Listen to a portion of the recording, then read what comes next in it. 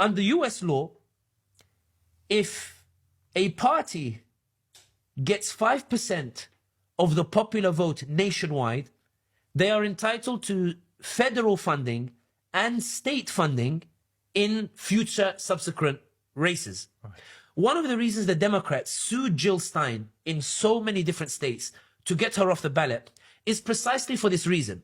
If Jill Stein passes the 5% threshold, then you now have a second liberal or a second Democrat party. You've now broken that two-party system. You've broken the duopoly that exists in the United States. Right. It doesn't matter in this instance if Trump or Harris wins.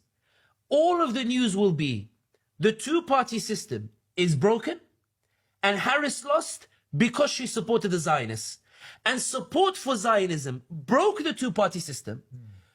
AIPAC lobby broke the two-party system unwittingly. The system that was supposed to work for them, they broke it by pushing it to its maximum limits and forcing people to come out.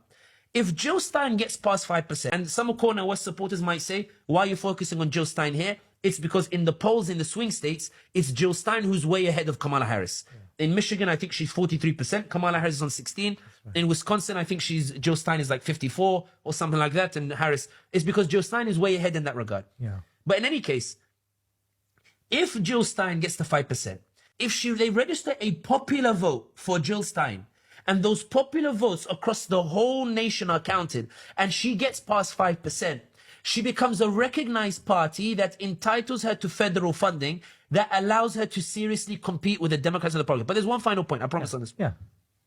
It's not just the federal funding that suddenly gets access. At state law, if a party gets between 2 and 5%, it varies between 2 and 5% individual states. They're also able to access state funding. And this is the point. The reason why the Democrats sued Jill Stein in New Hampshire, sued Jill Stein in all these different places, is not because they thought Jill Stein will win. They are worried a third party will emerge. And the world will say that all of this was done simply because a party supported Zionism. Yeah. You break the AIPAC lobby by ensuring that Harris doesn't win.